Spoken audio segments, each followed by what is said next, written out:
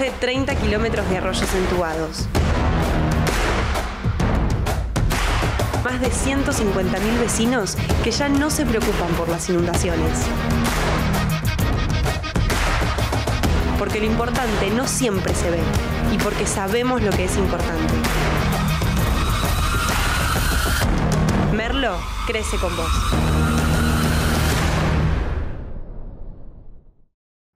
¿Qué tal? ¿Cómo están? Bienvenidos. Esto es Futurar, pensar y hacer. Con Carlos Germano vamos a estar acompañándolos los próximos 60 minutos para analizar la realidad, pero también con una perspectiva propositiva. ¿Cómo va, Carlos? ¿Qué decís, Karina? ¿Cómo te va? Pero muy bien. Y semana que empieza, te diría, a esclarecer el panorama electoral. Vamos a dar algunas noticias de Juntos por el Cambio, fundamentalmente en la provincia de Buenos Aires, y el rol del radicalismo en esta definición que creo que ya quedó muy clara entre Patricia Bullrich y Horacio Rodríguez Larreta. Alguno de los dos, el 13 de agosto, va a ser el candidato a presidente por esa coalición opositora.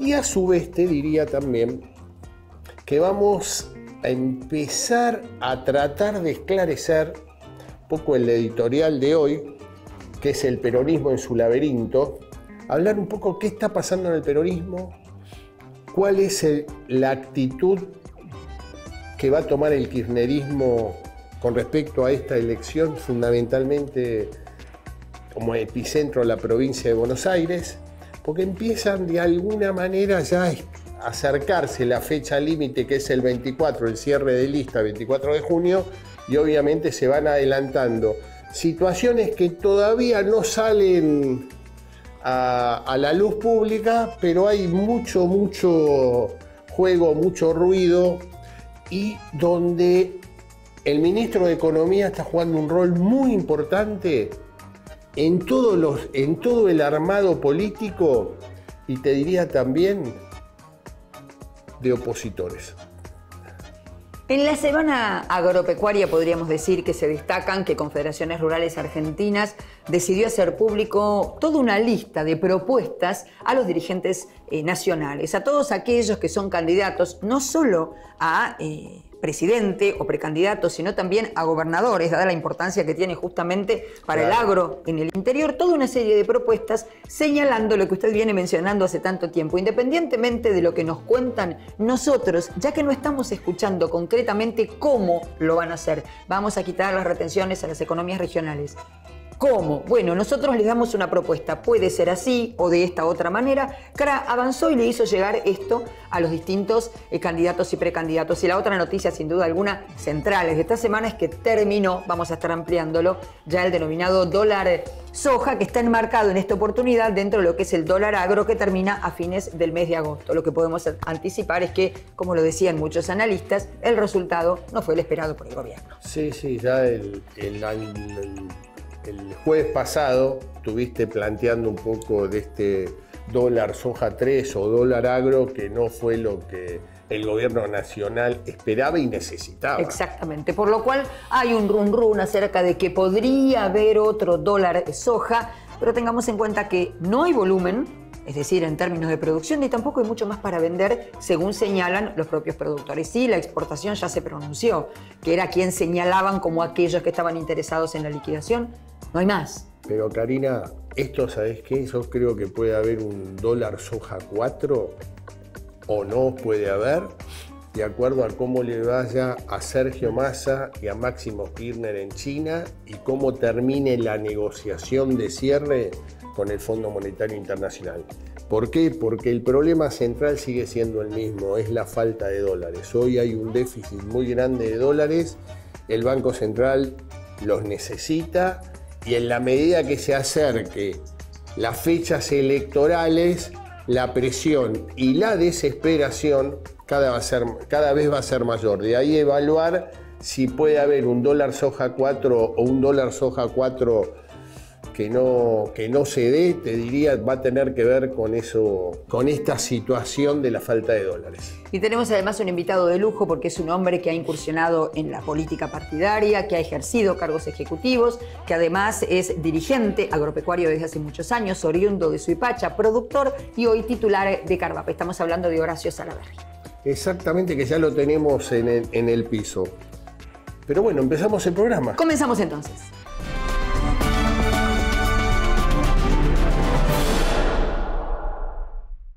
En sus más de 70 años de vida pública, el Movimiento Nacional Justicialista entra en un proceso electoral, quizás la elección más difícil de toda su existencia.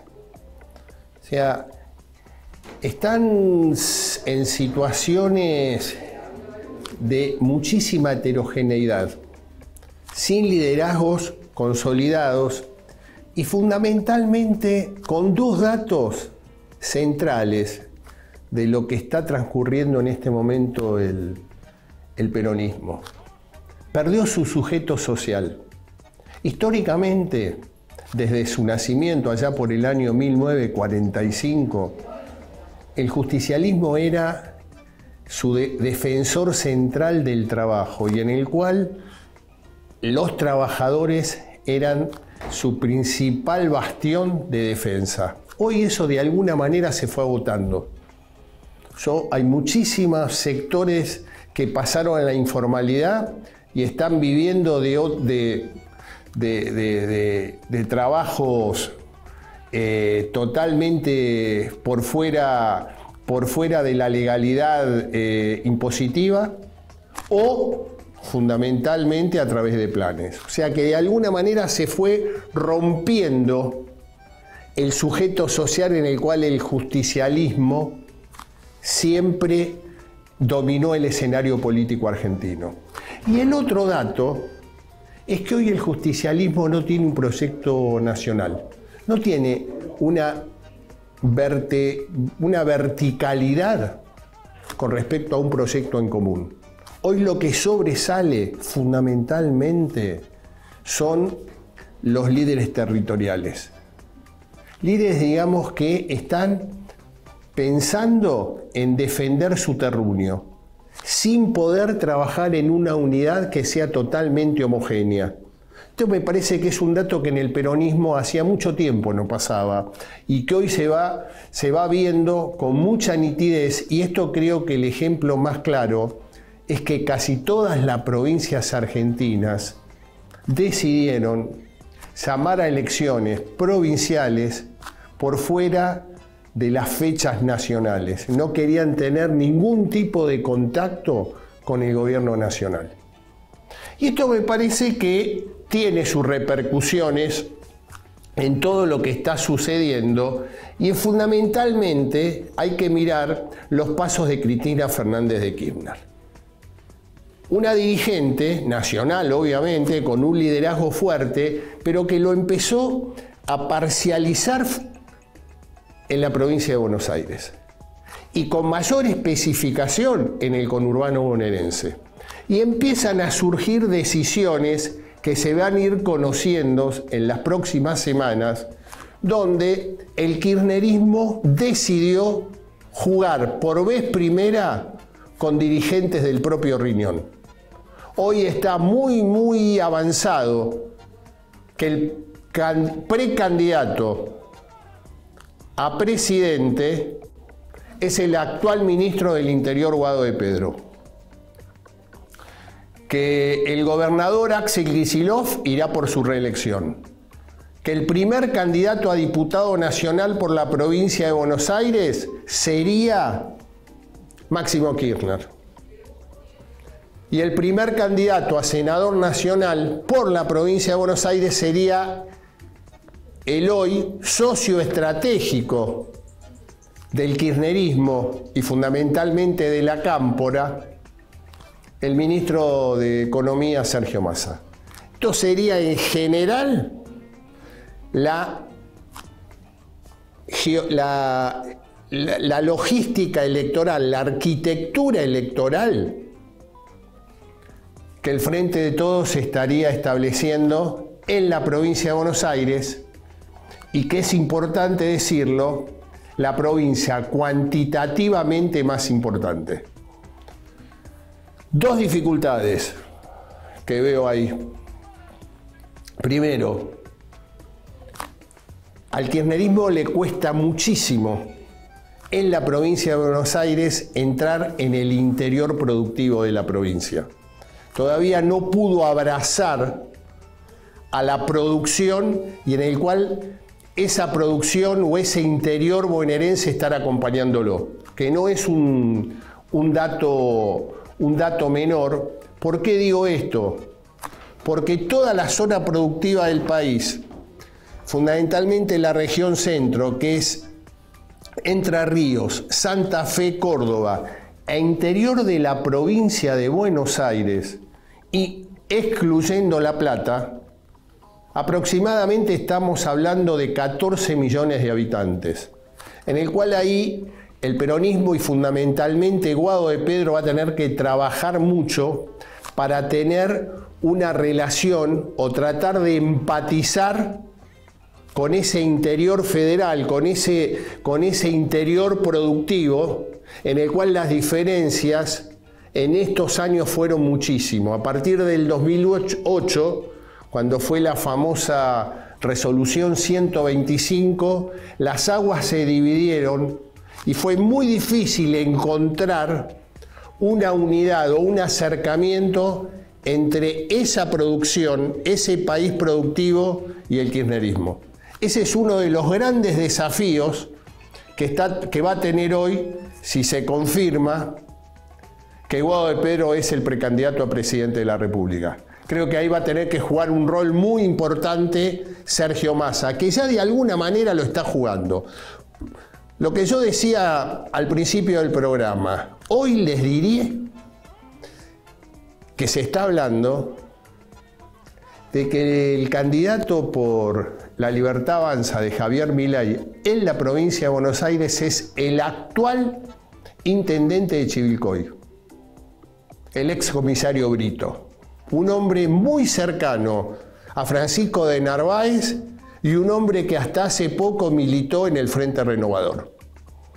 O sea, que indudablemente Sergio Massa va a tener un rol muy importante, no solamente como ministro de Economía, no solamente para conseguir dólares, por eso el viaje ahora a China y la negociación que está llevando con el Fondo Monetario, debido a que el déficit de dólar sigue siendo uno de los ejes centrales de la actual coyuntura, pero va a jugar un rol muy importante políticamente porque es muy necesario ese encuentro con la producción argentina. Por eso digo que entra en un camino dificilísimo el justicialismo, creo yo la más difícil de su larga existencia, porque fundamentalmente lo que se está dando es que el gobierno nacional generó muchísimas dudas, generó muchísimas incertezas y una gran inacción de gestión. No es casual que Cristina Fernández de Kirchner, Máximo Kirchner, estén planteando que ese no es su gobierno. En todos sus alocuciones públicas, tanto la expresidenta y actual vicepresidenta como el diputado nacional Máximo Kirchner, hablan del periodo 2003-2015, como si el 2019-2023 no tuvieran nada que hacer. Este me parece que es el gran desafío que hoy tiene el kirchnerismo para poder vertebrar nuevamente a todo el peronismo, un peronismo hoy que mira atónito, defendiendo cada uno de sus territorios, con las elecciones que se van a ir dando a partir del 11 de junio vuelve nuevamente el escenario electoral continuo, ya que hay varias elecciones el 11 de junio, como por ejemplo San Luis, como las PASO de Mendoza, como la elección general provincial en Tucumán. El 25 de junio una de las grandes que vota es Córdoba, o sea que mes de junio es un mes muy importante porque va a ir marcando el escenario electoral que se avecina y en el cual con un gobierno hoy en soledad, un gobierno nacional en soledad, un gobierno donde se ve muchísima inacción de gestión,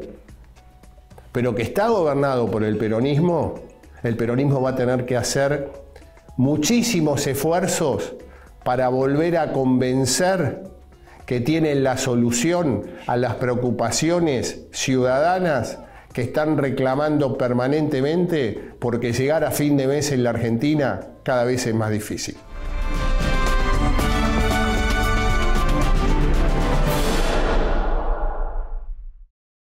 Y tal como lo anticipamos, concluyó el denominado dólar soja, enmarcado en este programa exportador que incluye al denominado dólar agro, que tiene también a las economías regionales. Veamos la primera placa. Recordemos que el dólar agro o programa de incentivo exportador terminó el 31 de mayo para la soja y tenía ciertos vicios de inicio que permitían predecir que no iba a tener el mismo impacto que en las ediciones anteriores. Si se analiza, como lo ven en la placa, la cantidad de reservas netas logradas por el Banco Central de la República Argentina, que era el objetivo final del programa, y se compara con las ediciones anteriores, se ve que el aumento de reservas fue solamente de un 6% de las reservas logradas en la primera edición, en el denominado dólar soja 1, y el 23% si se lo compara con lo acumulado en la segunda edición del dólar soja. En cuanto a las economías regionales, que forman parte del denominado programa del dólar agro, si es que así lo desean, que concluye el último día del mes de agosto próximo, fueron pocas las que se pudieron incorporar. Básicamente porque los requerimientos para poder incorporarse han sido muy complicados, según señalaron los propios productores e incluso algunos dirigentes. Vamos con la próxima placa, fíjense. Ahí lo que nos muestra, y en este caso la base, la fuente es Ecolatina, en este caso, señala que el Banco Central se quedó con el 24% de los 3.534 millones de dólares liquidados por el dólar agro, lo que evidencia un fuerte deterioro respecto de los programas anteriores. El programa cubrió menos del 70% de la meta original que planteó el gobierno, 5.000 millones de dólares, aunque recordemos que inicialmente, antes de que se pusiera en marcha, el propio ministro de Economía, Sergio Massa, había hablado de 8.000 millones, aunque luego se oficializó que se esperaban conseguir 5.000. En las últimas semanas, ante la aceleración de las liquidaciones, el Banco Central pudo revertir la tendencia negativa que tuvo a comienzos de mes. Pero en cuanto al menor resultado respecto de los programas anteriores, lo que se sostiene es que responde al fuerte salto que tuvieron las cotizaciones financieras en abril, cuando la brecha cambiaria tocó el 120%, y a la volatilidad cambiaria que claramente actuaron como desincentivo. Con un dólar blue por encima de los 400 pesos, un dólar de 300 para liquidar la soja, ciertamente no era atractivo. Por otro lado, también señalan que respondió a la caída que tuvo la cotización de la soja, que recordemos que hace una semana pasó de 560 dólares por tonelada a 530 dólares en dos operatorias. La explicación se encuentra también en un conjunto de factores logísticos. Recordemos que durante el transcurso de este programa hubo 2 paros portuarios que se prolongaron por varios días en la zona de Rosario, en Timbúes, en San Martín. Por otra parte, una menor cosecha y también una menor siembra esperada para la campaña que viene de granos finos, y los rumores políticos que estaban a la orden del día, el incremento de la brecha cambiaria, la caída en el precio internacional de la soja y las expectativas de devaluación. Hasta acá un resumen con 2 fuentes diferentes de las razones por las cuales no habría alcanzado el volumen en divisas esperado el denominado programa Dólar Soja en su tercera edición. Ya está en nuestros estudios quien es nuestro invitado y ahora una apretadita síntesis de su currículum. Horacio Salaberry es contador público nacional. Actualmente es presidente de Carvap. Tiene 63 años, es casado y tiene 3 hijos. Es productor agropecuario en Suipacha, provincia de Buenos Aires. Incursionó en la política y fue concejal y legislador provincial. Por otra parte, fue presidente del Instituto Provincial de Acción Cooperativa, delegado de la Sociedad Rural en Suipacha por Carvap entre 2007 y 2014 y director de Fogava en representación de Carvap. En esa entidad, además, fue presidente en otra edición y tesorero. Hacemos aquí una pausa muy breve. Y a nuestro regreso ya tenemos al invitado, vamos a hablar con Horacio Salaverry, que le vamos a preguntar un poco de todo, pero fundamentalmente lo que tiene que ver cuál es la postura con los precandidatos con respecto al tema del campo. Allá vamos.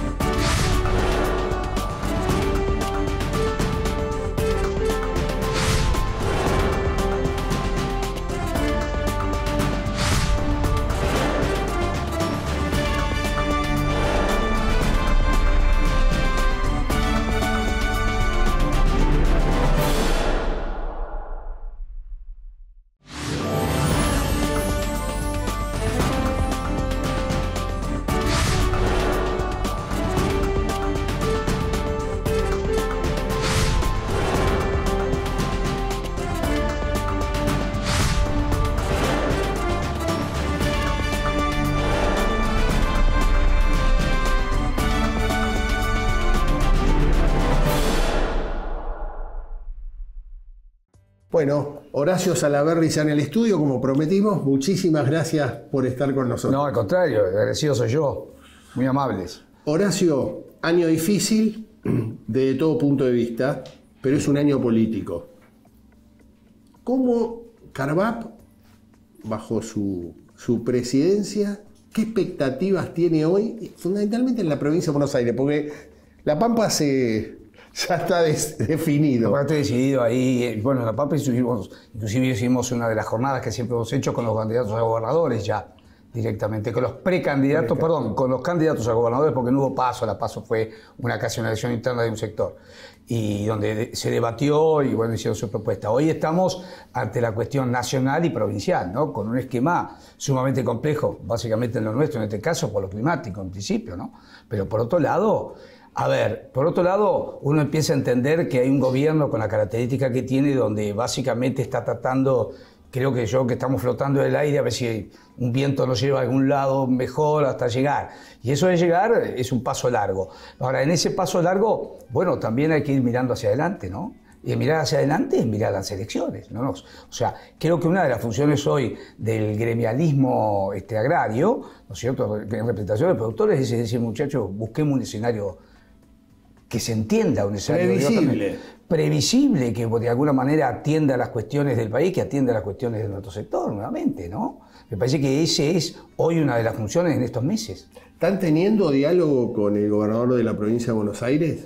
Nosotros con de tema político no hemos tenido reuniones, y el tema de gestión básicamente tengo algunas reuniones generalmente con el ministro Rodríguez, pero no necesariamente con el... La última reunión que hubo, que no fue era por un tema de emergencias, y fue el coordinador de emergencias, Mariano Williams, ¿no es cierto? Pero fue un tema muy técnico y puntual. Y con la emergencia, digamos, la provincia respondió con los pequeños y medianos productores. Mire, el tema es, uno podría decir cómo se dio. Tiene dos cuestiones la emergencia. La cuestión no es la cuestión de la emergencia. A ver, a veces muchas veces los gobiernos dicen, no, vamos a hacer esto porque yo te di esto. Acá hay una ley nacional y provincial, donde las tres tienen los mismos tópicos: emergencia, desastre,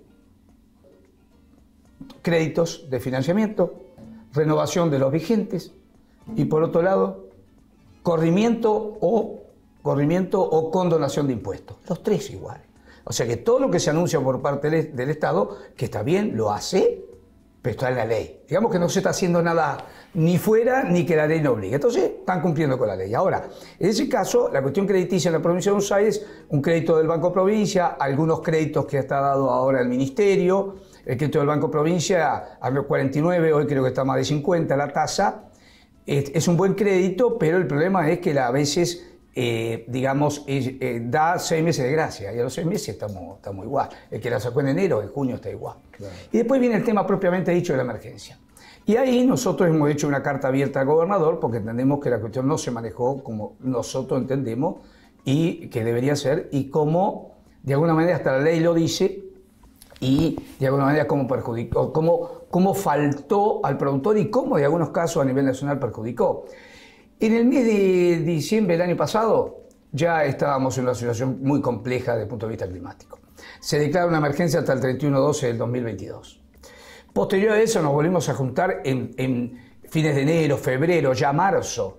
A ver, a febrero había sido tenebroso lo que pasó en febrero, inclusive hasta una helada del 18, arriba de eso una helada. Bueno, el desplantado uno en marzo del 2023. ¿Qué podía venir bueno para el productor? Nada. ¿Qué lo iba a hacer salir de la emergencia o del desastre? Nada. Nada. Entonces dijimos, señores, la emergencia 31/12 del 2023, hacemos un solo decreto y listo. Evitamos burocracia. Bueno, no hubo acuerdo, no hubo caso. No, la emergencia hasta el 31 de marzo, pero el decreto de la emergencia del 31 de marzo se dio el 20 de marzo. Imagínense, sale en provincia, va a la Comisión Nacional de Emergencia, emite un dictamen, va al ministerio para que lo firme Massa. El primer decreto de la provincia tardó 70 días para que lo firme Massa. De nación, hermano. Primero provincia, eran 70 días. En esos 70 días cayeron o vencieron dos anticipos de impuestos a la ganancia y bienes personales. ¿Qué tuvieron que hacer el productor bonaerense? Pagarlo. ¿Por qué? Porque el decreto no alcanzó, porque para estar en emergencia nacional tiene que hacer un decreto. No estaba el decreto, la FIL le dice, no, señor. No, pues yo estoy en emergencia en Buenos Aires. En Buenos Aires sí. Acá, a nivel nacional, no. ¿Por qué? Porque no hay un decreto del ministro. Y había que poner. Y hubo que pagar eso. Y después se hizo otra reunión de la Comisión de Emergencia y dice, bueno, la prórroga hasta agosto. No, ¿cómo agosto? ¿Cómo agosto? Y esto tiene que ser hasta fin de año. ¿Por qué? Por un elemento fundamental. El ciclo productivo y el ciclo biológico. A ver, usted conoce mucho la situación agropecuaria. Vuelvo a insistir. De marzo en adelante, caído el maíz, caído el trigo, una cosecha pésima como el que le hubo. El agrícola, ¿cuánto tiene algo de dinero? Y fin de año se siembra trigo y lo agarra a fin de año. Bueno, entonces fin de año. La producción, no hubo reservas, no se pudo hacer corte pasto, se estaba dando rollo en enero. Nada, bueno, perfecto, ¿qué hacemos? Otra vez, bueno, vamos hasta fin, no, vamos hasta agosto. Agosto hubo que hablar con el gobernador, llegó hasta octubre. O sea, nada fue bueno de la manera en que se hizo. No digo que la intención no ha estado y que hoy se han puesto 3 veces tuvieron que ratificar el estado de emergencia a los productores cuando era. Entonces, eso no fue feliz. No fue feliz. Digamos, hoy se están incorporando los productores, porque ya la FIL después pidió todo el padrón, pero realmente se podría haber hecho de otra manera, de una sola manera, y hasta fin de año. ¿Cuál es por ahí el motivo central que no pueda generarse esa empatía con un sector que indudablemente ya está demostrado es el más dinámico, el único que aporta dólares? ¿Por qué es tan difícil poder establecer una mesa de diálogo rápida, ¿no? Primero, a ver, vamos a ser claros, usted conoce mucho de política. Nosotros, el movimiento empresario gremial agropecuario tuvo muchos personalidades, presidentes de CRAC, que eran peronistas, afiliados al Partido Peronista, somos claros. Sí. No sé, usted lo ha conocido. O sea, acá, antes del 2008, no había una adversión por el peronismo, ni nada por el estilo. Había muchos productores y pequeños productores que eran peronistas. Y de origen, usted recordará de la época de los alquileres de Perón, por la ley, mucha gente creyeron estar beneficiados o fueron beneficiarios, y ahí empezaron un camino. Y las generaciones siguientes lo siguieron. Yo lo vivo en pueblos chicos donde veía productores que eran. O sea, esa idea de que el productor nunca acompañó, no. O sea, no lo habrá sido en su totalidad, pero había mucha cantidad proclive. Ahora, usted en el 2008 pone las cosas de una manera donde quiebra, enfrenta, y en ese enfrentamiento se entra en el terreno de ponerlo en contra de la sociedad, de caracterizarlo. Entonces eso generó en el propio productor, porque a ver, cuando usted habla en general de los productores agropecuarios y lo mete con un concepto re viejo que no sabe ni, hay mucha gente que lo grita y no sabe qué es, que es la oligarquía, ¿no es cierto? Entonces lo pone mal, o gente que tiene un 4x4, yo le diría que para andar en los caminos de Buenos Aires, venga ahora que llovió, si no llovió, como en qué va a andar. Bueno, pero todo eso generó una adversión ya mucho más complicada, que inclusive generó una reacción de los propios a personas que eran parte del movimiento gremial agropecuario de alejarse en ese sentido. Entonces, se ha hecho y ha generado eso. Y eso creo que también queda en la práctica de esta idea de ellos y nosotros. Entonces generó en los pueblos del interior lo del campo y lo del pueblo. Y en el interior eso tiene un límite. Yo voy al mismo colegio que va el otro, juego al fútbol en el mismo equipo, mis hijos están. Entonces, eso es no sirve demasiado, aún queriéndolo hacer. Entonces, creo que generaron esa antinomia fea, difícil. Creo que tal vez en un mensaje interno les sirva, pero es el mensaje interno cada vez más chiquito. No. Entonces no es razonable. No es, pero claro, tan razonable no es. No lo es. En términos políticos electorales, es una equivocación. Sí. En el 2011 mismo, le diría yo, 2008, en 2011 mismo, había sectores, yo lo conocí, votando todavía perdón, más vale en el 2007, había muchos sectores, no en el 2011, en el 2007 había muchos sectores propietarios, sectores de algunas de las producciones, como la papa y todo eso, que básicamente iban porque tenían un interesante y el gobierno venía de alguna manera bien hasta 2007, que aportaron, apoyaron al socialismo. O sea, hacen un quiebre innecesario. Las democracias modernas no se enfrentan con los sectores, tratan de acordar. No se enfrentan, eso terminó, la antinomia, ya el mismo joven no entiende esa antinomia, ¿no? No, pero aparte creo, Horacio, que no es casual, si es verdad lo que se está hablando todavía endogámicamente en la política y fundamentalmente en el Frente de Todos, que el precandidato a presidente de la República sería Guado de Pedro, que se manifiesta como productor agropecuario. O sea, digo, me parece que es toda una definición de si es verdad que va a ser el precandidato a presidente de la República, como que la posibilidad de un acercamiento, de empezar a cambiar situaciones políticas como la que se están viviendo, podría estar en marcha, ¿no?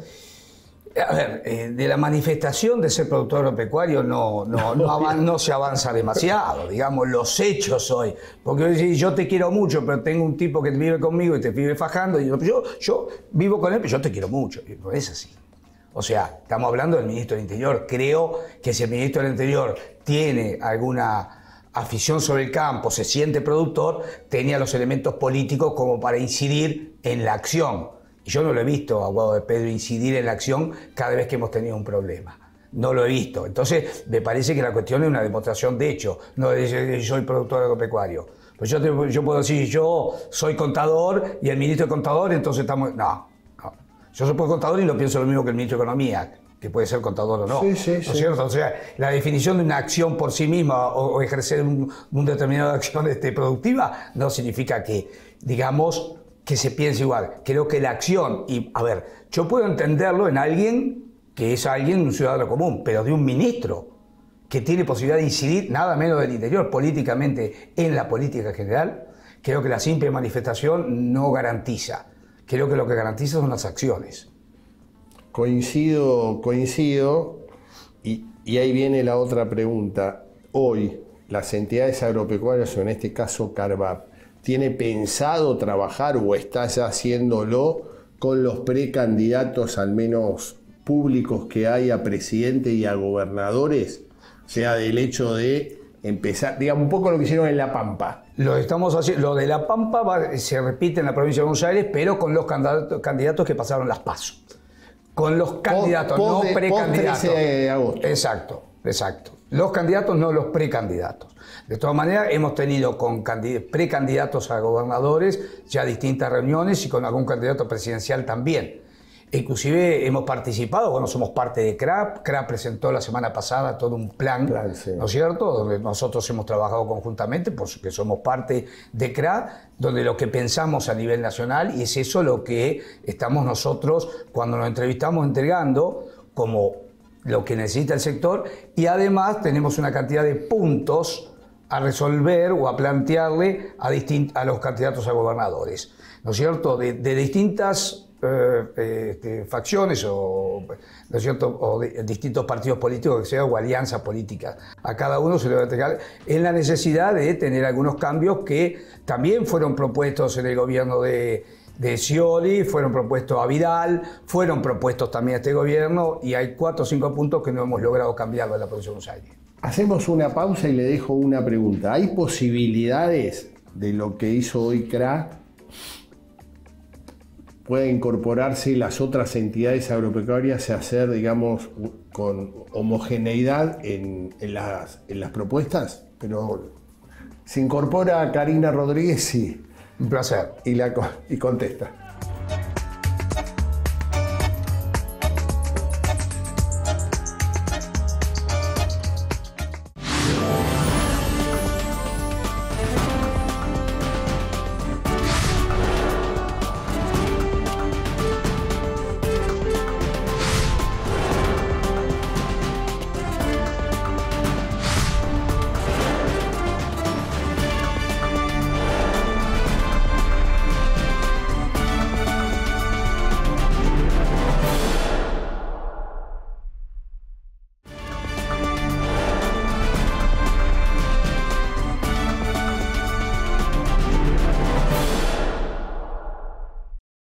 Horacio, con respecto a la pregunta que quedó dando vueltas era, ¿hay posibilidades que otras entidades se acoplen a la propuesta de CRA? Yo sí sería acoplarse, pero sería interesante que seguramente todos los miembros de la mesa de enlace, cada una de estas entidades, debe tener alguna cuestión programática ya a presentar o hablar, y bueno, ahí mancomunar criterios podría ser interesante. Lo de CRA fue una propuesta abierta, si se quiere, al sector, pero no limita a que se pueda seguramente abonar, mezclar de alguna manera, seguro que tenemos cantidad de puntos en común, así que no lo veo como algo que no se pueda dar. No, que sería importante, porque me parece, Karina, en esto sí, de unificar una unidad, creo que son momentos donde la sociedad está necesitando mucha certeza, porque el grado de incertidumbre me parece que cada vez tremendo. Es cada vez más difícil. Es uno de los grandes problemas. Y justamente hablando de incertidumbre, nosotros abrimos este programa contando que finalizó el dólar soja. Sin embargo, durante el transcurso de la grabación del mismo, nos informan que se prorrogó por 48 horas, va a seguir hasta el día 2 de junio, en razón de que el gobierno consideró que no hubo darle oportunidad a aquel que no liquidó en aquellos 2 días que fueron feriados. La pregunta es, ¿cuánto distorsionó el dólar soja el mercado? ¿Qué pasó con la cotización de la soja? ¿Y cómo actúan las exportadoras que parecería que en un principio abonaban la idea sin decir nada y después salieron a decir en nombre del titular de Cearasec, de Gustavo Idígoras, no queremos más un dólar soja? Sí, aparentemente. Bueno, en realidad, a ver, lo extraño fue que, si yo no mal recuerdo, cuando salió el dólar soja, en las anteriores oportunidades, hubo un cálculo de que había 300 millones de dólares que no aparecieron en el sentido de la comercialización. No quiero con esto decir quién lo tiene, pero digo, en la comercialización no apareció, en los precios no apareció. Hoy, según técnicos, los precios podrían andar en 100 por la paridad cambiaria. Lo cierto es de 300, la valorización de la soja, si bien ha caído internacionalmente, pero esto pasó hace una semana. Cuando el plan dólar soja se puso este último episodio, pues ya parecimos una serie de Netflix, ¿no? El episodio 4 de la miniserie, bueno, igual aparece, casualmente la soja cae en $30 y después $50, sin motivo ninguno en el mercado local. Y el mercado local terminó pagando, creo que como máximo, no sé si alguna vez 110, 105, 100, 102, 100. Bueno, fue un precio que yo creo que no era el precio que debería corresponder internamente. Si usted me lo dice en pesos, sí, claro, porque usted tiene un dólar de 200 con un dólar de 300, de 220, 230, en pesos le va a dar más, pero hubo una caída del valor en la soja. Ahora, por otro lado, lo que hay que estudiar acá, que vuelve a darse la misma historia, el perjuicio al resto. El perjuicio fue al resto de todo el sector. Tambo, el productor de avícolas, porcinos, tambo, alimentación de feedlot, de ganado. Alquiler ¿Por de qué? campos. Básicamente también. Que no había referencia. Y si el vencimiento a usted le caía del contrato en este mes, decía, no, pará, yo te lo pago. No, pagámelo ahora, es más. Era así, eso distorsiona. Pero además, el incremento del valor de la mercadería para los otros productos. Y la mercadería cuando sube en Argentina para que baje, ahora va a volver la soja a bajar, pero para que vuelva el balanceado a bajar y todo el producto es muy difícil. Entonces, esa distorsión fue tremenda en términos productivos. Si me lo permite, una pregunta con relación a la provincia de Buenos Aires que estuvieron abordando antes. La entidad que usted preside fue muy dura hace muy pocos días con una carta remitida al gobierno de la provincia de Buenos Aires. El que sabe aquí de política es Carlos. Sabemos que las encuestas dan altas probabilidades de que pueda ser reelecto si se postula Kicillof. Y esta carta manifestaba que con relación a la emergencia, tema que se habló, había habido claramente una desidia desde el gobierno provincial. ¿Hay posibilidad de recomponer con Kicillof más allá del ministro? Mire, nosotros el otro día estábamos mirando, la misma presentación se hizo por la inundación en el 2017 a Vidal. Le exigimos en ese momento porque no salía la cuestión de las inundaciones y la visión que se tenía no era la que nosotros entendíamos. La visión nuestra es una visión de tipo productivo. Si el gobernador le quiere dar algún tipo de cuestión de índole ideológica, política, no es nuestro caso, será una responsabilidad del gobernador. Nosotros cada vez que nos han convocado, hemos charlado, tenemos una relación de trabajo con el ministro Rodríguez, hay cosas que salen, cosas que no salen, pero hemos tenido una relación de trabajo y un hombre abocado a ese trabajo. Hay una agenda provincial que se maneja. Por supuesto que tenemos diferencia con el gobernador, sí, que es lo nacional. ¿Por qué? Porque nosotros entendemos tanto con él como Silioto de la Pampa, nosotros entendemos que el gobernador es un representante del pueblo, de la provincia de Buenos Aires y de la provincia, y básicamente de su producción, de su industria, de su comercio, profesional, lo que sea, no solo nosotros. Ahora, si en 2021 tuvimos un problema en ese sentido, porque un gobernador de la provincia de Buenos Aires no toma decisiones respecto a un cierre de exportaciones total, bueno, estamos hablando de la provincia de Buenos Aires y la provincia de La Pampa, 23 millones de cabezas, casi el 50%.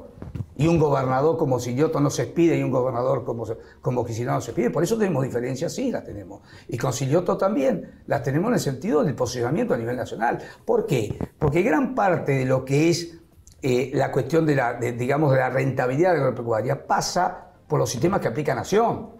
Entonces, un gobernador con el poder como Kicillof, que no de alguna manera, a nuestro entender, no defiende con claridad esas situaciones, bueno, ahí tenemos diferencias. La política corre, a nuestro entender, por otro lado, más allá, no hacemos ni carga ideológica, no. Ahora, si él esta carta la toma, o esta posición la toma desde el punto de vista político, lo nuestro es un relato de lo que nuestro entender, y no es nuevo, porque nos hemos opuesto ya 3 veces en la Comisión de Emergencia, que entendemos que no fue feliz el andamiaje que se hizo en la parte de la declaración de emergencia, no así en la parte crediticia, que funcionó distinto. Claro, y por otro lado también creo que, al menos en La Pampa, que ya definió provincialmente, una elección que vuelve a ganar el justicialismo, pero fue una elección muy pareja, muy peleada. Por primera vez la oposición logró más de 40 puntos. Y con un parlamento... Sí, creo que quebró no sé si el quórum o el 50% de la Cámara de... Exactamente, por eso lo que le iba a plantear eso. O sea, me parece que se abre también para entidades un trabajo donde la oposición va a tener un rol fundamental en el próximo periodo gubernamental pampeano. Nosotros somos muy respetuosos de eso y siempre lo hemos trabajado. Por ejemplo, nosotros tenemos reuniones todos los años. De hecho, el jueves tenemos una reunión con las comisiones de Senado y Diputados de la provincia de Buenos Aires para hablar de emergencia y para hablar también hacia adelante, ¿no? Creo que la labor legislativa es muy, muy importante, muy importante. Bueno, de hecho, a nivel nacional creo que muchos de los proyectos que el Poder Ejecutivo, por ejemplo, en el tema de la Suprema Corte y todo eso, no ha podido avanzar, ha sido por el equilibrio de poderes, o sea, el equilibrio que se ha dado ahí adentro, y creo que es muy importante, ¿no es cierto? No, y en la provincia de Buenos Aires creo que eso está pasando, ¿no? O sea... Sí, lo hay. Bueno, el Senado está partido está 23-23 y en Cámara de Diputados lo mismo. Hay, digamos, primera minoría, pero una primera minoría muy exigua del frente de todos. Muy negociable.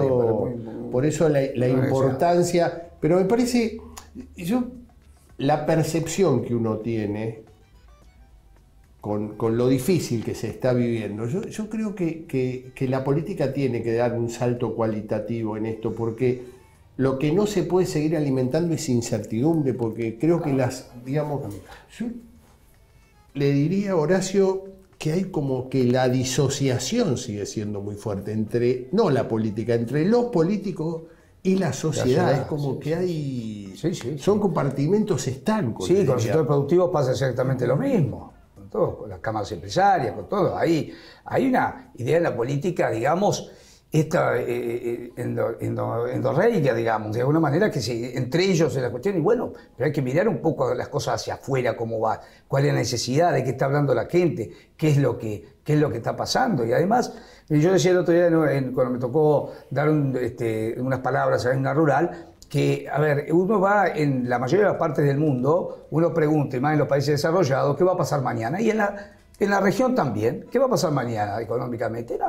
Bueno, veremos que yo. Y en Argentina, ¿qué contestaría un argentino? Cualquier cosa. Y eso es fatal. Y bueno, es decir, la región está bien, no solo. O sea, el presidente dijo que se nos cayó el país, el mundo encima. Tiene una puntería bárbara el mundo porque nos pegó a nosotros. Porque, a ver, pandemia tuvo en todos lados. Fuera de la sequía, que también lo tuvieron, pero básicamente pandemia en todos lados. La guerra de Ucrania le pegó a todo el mundo. A nosotros parece que nos pega de otra manera. Entonces algo hay que no está bien. Yo tengo una pregunta más antes de la última, que es de Carlos, y tiene que ver con política, no con agro, pero de hablar tanto tiempo con productores, quiero saber si a usted también le pasó y cuál es su visión al respecto. Durante mucho tiempo se le pidió a ustedes, los productores y dirigentes, que formaran parte de la política. Se decía, como Brasil, que cuando lograron acceder a ello, en muchos casos me comentaban, nos tuvimos que seguir los lineamientos del partido político, independientemente de nuestra posición, que en muchos casos como dirigentes la posición de un radical o de un peronista o de un PRO eran similares y eran productores, pero no podían manifestarla porque sus partidos políticos eran diferentes. ¿Hay una deuda de la política con esto o no? En Brasil lo tienen claro, y los que son productores indudablemente forman, de alguna manera, tienen distintas pertenencias, pero cuando el tema es agropecuario se conforma un bloque sí. Creo que en Argentina eso es muy difícil por ahora. A ver, la participación en política es muy difícil para el productor porque no está acostumbrado. La política tiene sus reglas internas, es muy difícil. Sus tiempos. Entonces entra ahí. Y además nosotros no somos demasiado generosos en eso. A veces cuando un miembro de una rural se va como concejal, se dice, bueno, vos ya está en política. Y capaz que nosotros mismos pedimos que estuviese ahí. Es muy raro, tenemos que hacer cargo nosotros de esas situaciones también. Por eso descalificar a alguien, no descalificar, pero alejarlo, a ver, esa persona es parte nuestra. Y si está en un consejo deliberante porque trata de estar con la comunidad, de aportar, inclusive de aportar a nosotros. Bueno, es difícil para nosotros. Pero a su vez, la, entre comillas, militancia dentro de un partido y las reglas del partido y la pertenencia hace muy difícil el andamiaje y la elección en las democracias por partidos políticos. Entonces, yo igual lo que creo, Horacio, y por ahí para ir terminando, pero es un tema que me parece que hay que hacer un trabajo comunicacional cultural, en el sentido de que todavía la política argentina, esto que planteó usted en el primer bloque de la charla, sigue pensando que el campo es la oligarquía argentina. Este me parece que es el dato que hay que trabajarlo en profundidad. Sí, a ver, eso es lo que se coloca en el diario público, ¿no? De alguna manera. Creo que cada vez tiene menos injerencia esa situación, pero es una situación a trabajar en ese sentido. Lo que pasa es que, a ver, cuando se quieren aprovechar de las disparidades sociales, es muy fácil el mensaje. Claro, si uno tiene un país con 50% de pobre, aquel que no es pobre, por supuesto el 50% no lo mira bien. El gran problema es que estamos generando pobres, ¿no es cierto? Lamentablemente. Sí, lamentablemente. Hoy ese estudio que salió ayer de Oliveto, que lo que es generación, muy, muy interesante. Entonces, estamos llegando a un momento que proyectado casi el 72% de la población no cubriría de alguna manera la canasta. Entonces, en ese sentido, es muy fácil decir, no sabes, a ver, alguien me dijo que la tortuga no es lenta porque la liebre es ligera, ¿no? Entonces yo no creo que uno sea pobre porque el otro es rico. Esa antinomia no existe. No existe. Habrá que dar las condiciones para que el pobre pueda ser rico o que pueda mejorar. Sí. Pero que esto es por culpa tuya, porque vos sos, no es así. Yo coincido, voy terminando y con esto cierro. Yo lo que veo hoy, y un poco el editorial que planteé fue el peor momento del justicialismo en una elección nacional, y creo que tiene que ver porque el justicialismo perdió el sujeto social. Hoy un trabajador Exacto. o toca la línea de pobreza o está abajo. Estamos hablando de trabajador formalizado, que son los menos. ¿Quiere nombrarle un sector? El empleo municipal en los pueblos. Ni hablar. Ni hablar. Básicamente es así. Horacio, le agradecemos. Lo vamos a volver a invitar. Pero con muchísimo gusto, si me siento muy bien, así que se lo voy a reclamar si no me invita. Muchas gracias. Gracias. Y ahora el dato futurar, que tiene que ver con la Unión Cívica Radical de la provincia de Buenos Aires. Se están viviendo horas de definiciones. El sábado próximo en la ciudad de Coronel Suárez se va a llevar a cabo la convención provincial del radicalismo, bajo la conducción de su presidente, el diputado provincial y jefe de bloque Maxi Abad, oriundo de Mar del Plata. La decisión que estaría tomando el Comité Provincial de la Unión Cívica es darle el apoyo a uno de los precandidatos de Juntos por el Cambio, en este caso Patricia Bullrich, lo que estaría generando una situación delicada porque el Comité Nacional de la Unión Cívica Radical, cuyo líder es Gerardo Morales, estaría muy avanzada su relación con Horacio Rodríguez Larreta. Pero indudablemente esto tiene los partidos políticos. Hoy la provincia de Buenos Aires, en Juntos por el Cambio, desde el radicalismo, estaría muy cerca de Patricia Bullrich, que en las próximas semanas o días va a salir a la luz pública. Y hay un dato más. Esto está generando efectos políticos muy fuertes en el campamento de Diego Santilli, que estaría dispuesto a contradecir a su jefe político, Horacio Rodríguez Larreta, y plantear que es necesario que en la provincia de Buenos Aires la candidatura a gobernador de la provincia sea un solo candidato y que no haya disputa de paso. Todo esto está pasando esta semana en la provincia de Buenos Aires dentro de Juntos por el Cambio. Muchísimas gracias. Esto ha sido todo por hoy. Esto es Futurar. Pensar y hacer. Hasta la semana próxima.